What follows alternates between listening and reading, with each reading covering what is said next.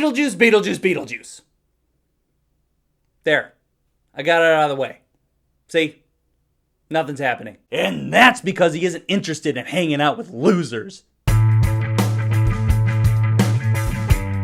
Man.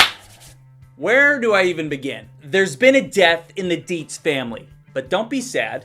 Death isn't a sad thing in Beetlejuice movies. And that's because the first one established life after death. And now we know all about it. Anyway, the funeral is back home at one of the most iconic houses in cinema. The fam gets back together. We see some old faces. We see some new faces. Nefarious problems happen. And from then on, we get this chaotic Beetlejuice sequel. Lydia has become a famous paranormal medium. Whew. Paranormal medium.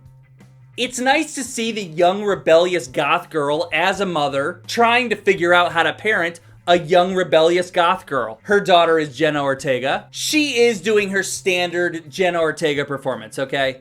But in this setting, it's perfect. It's funny to see that the daughter of the Lydia Dietz doesn't believe in ghosts. It's a whole thing. Shout out to Catherine O'Hara as Delia.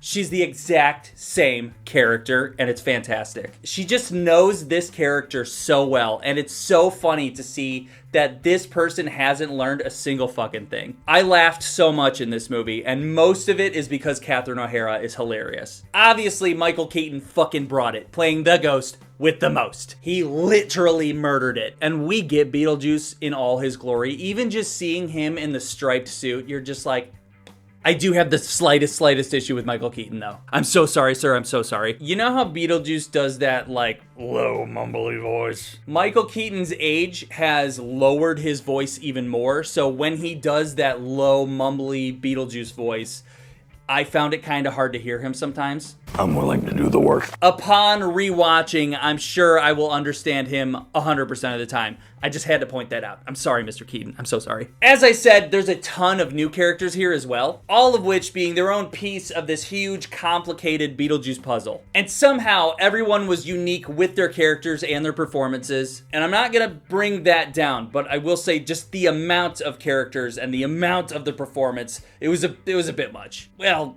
except for Bob. Obviously, Bob is the best part of the movie. Well, bottom line, straight up, I really liked it. I had a great experience. The opening credits start, and they just hit you with an updated version of this familiar Danny Elfman score.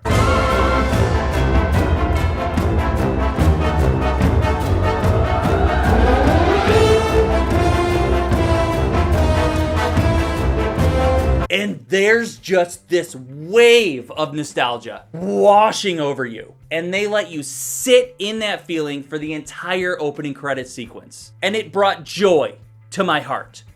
Joy. I did rewatch the original like the day before. Let me tell you something, man.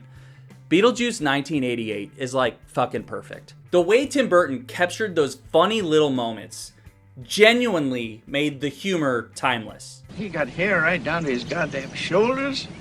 He says to me, just trim it a little. I took a scissors to him. See you later, fast.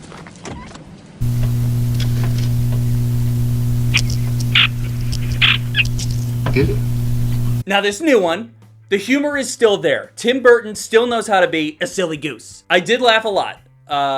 Some of the jokes didn't quite land for me, but I'm not gonna fault it for the jokes that didn't land. The other main thing I was hoping for to bring from the original was the creativity, and this did not disappoint. The sets and the lighting and the ghosts and the ghouls. I loved coming back to this weird, morbid world and just hanging out for a while. Again, they brought that claymation style of practical effects. Very stop motion-y. I loved that. And then there's actually an entire scene that is full claymation. Yes, yes, yes. Now here's my issues. There is just too much going on. They had like 30 years to come up with all these ideas for this potential sequel, and I'm pretty sure they used all of them. There's way too many characters and too many plot lines within too short of an amount of time. I feel like they could have taken all these extra characters and subject matter and made a whole other movie. If they fleshed everything out right, it could have been a trilogy. But instead, all of this stuff is just crammed into one thing, and that felt a little tight. Here's the weird thing though, I still liked every every single idea. There was just too many. When you've got too many problems going on with too many characters, they have to wrap up and get solved faster than they should be. You have to give these problems time to create an actual threat for these characters. And the solutions for the problems, because they weren't a genuine threat, were a little too simple,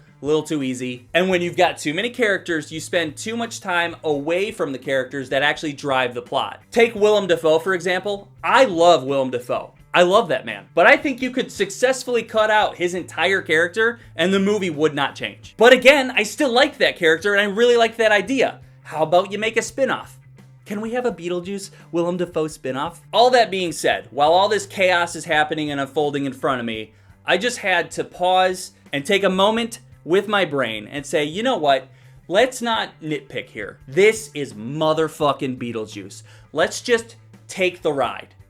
And then I had a blast. Obviously, this is not as good as the original, but also it's not a shitty studio-driven money grab. There's creativity here and there's thought put into this and you can see it. It's not like they didn't give a fuck, it's like they gave too many fucks. They produced a good, fun sequel that still gave me Beetlejuice 1988 vibes. If you're a fan of the original, then you will like this. So you should go see it, okay?